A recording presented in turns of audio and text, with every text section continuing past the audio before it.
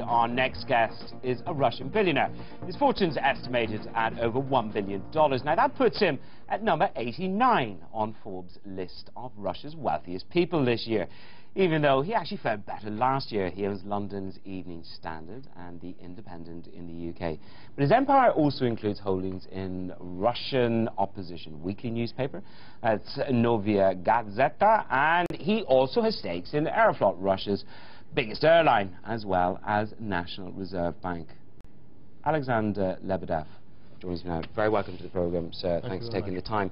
I just want to start off with the media interest, because it's something which you have a bit of a passion for, both domestically in Russia and here in the UK. I'm curious, would there be other media assets here in the UK that you might be tempted to buy if Rupert Murdoch put them up for sale?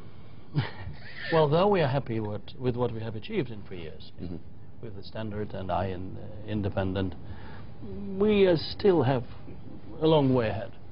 In digital, in increasing the circulation for both papers. We hope to be break-even with the Standard this year. I read the paper every evening. It's a great read, but you mentioned digital there, so is that the future for hard media? Do you have to be able to combine both? I think my son is a better porte-parole for that topic, but it's no big secret that we will be launching a new site, Independent Voices, fairly soon. Okay. And we hope to be much better positioned in the digital side. At home in Russia, there's been a great deal made of the recent reports that Novaya Gazeta, that one of your editors was threatened by a chief investigator. I've got to ask you, I mean, is that true? Are the stories correct? They are correct. But we have created a very important precedent, for which we have to thank both gentlemen, the head of our local FBI, Bastrikin, and Sergei Sokolov, our deputy editor.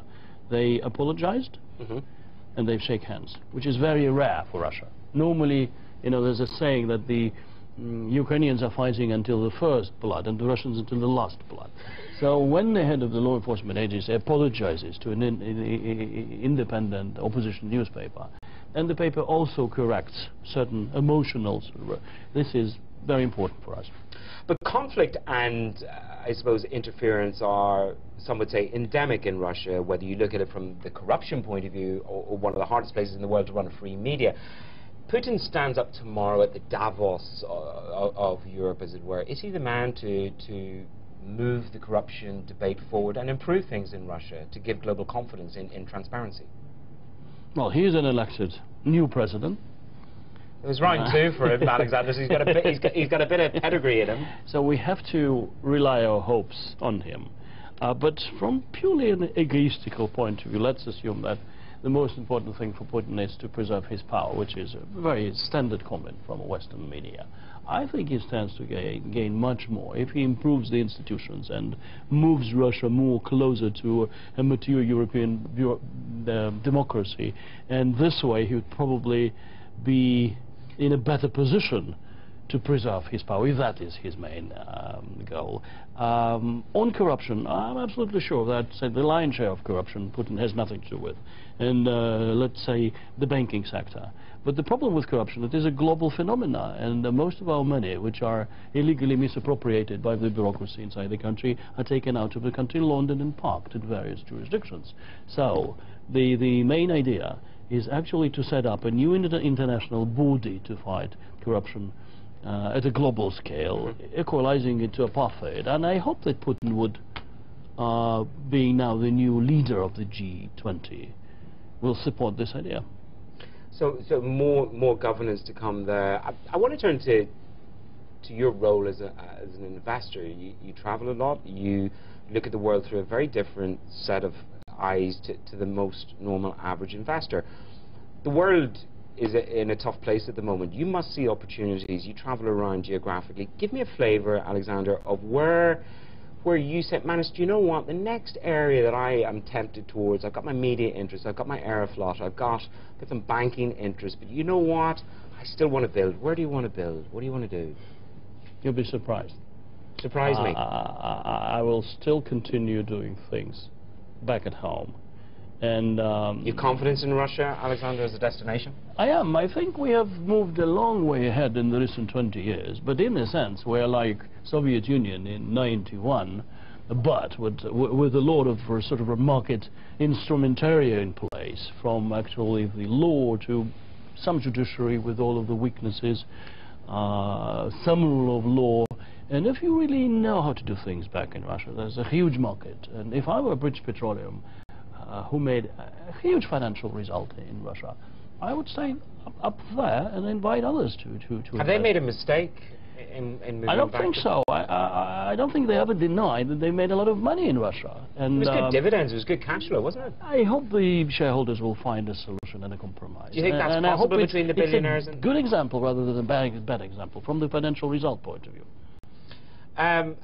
I'd love to know your answer to this. I walk around London, I look at a lot of property. There's the urban myth that there's a great deal of hot money in our property market here. Is this a bubble? Is London a bubble, Alexander, in terms of property? Or would you still say, yes, Manus, do you know what, if I got the right proposition on a decent yield, I'd be tempted? I don't think London is a bubble. It's one of the best cities in the world, and I think its real value, and it hasn't been collapsing even during the 2008, 2009. So I think it's a good place. But I would suggest my actually compatriots not to spend that much money on London's property. There are other opportunities. What are the other opportunities? Come on. I mean, whatever. What I'm doing back in Russia, I can do here. I mean, I'm doing potato. I'm flying Russian aircraft, for example. Except there's a lot of things you can do in affordable housing construction. There's lots of stuff in media, and or even restaurants. And I'm quite happy that Novikov and Ginza opened up 2 excellent restaurants recently. There are 2 Russian groups which are very big in Russia, and it's good to really be treated to a good international cuisine run by Russians here. No, that's always the way. I just want to touch on politics before we end, Alexander. There's a great deal of press speculation that has been made out of Russia sending ships, potentially supporting the Assad regime. As a Russian, as a businessman, what do you think that says to the world about Putin and the current administration in terms of what they're doing? Well, from the history of relations between Russia and Syria in the military cooperation and strategic issues, I mean, you could see the reasons why Russia is behaving in a rather, say, restrained way. The dispute about when and how the international community should interfere into internal affairs.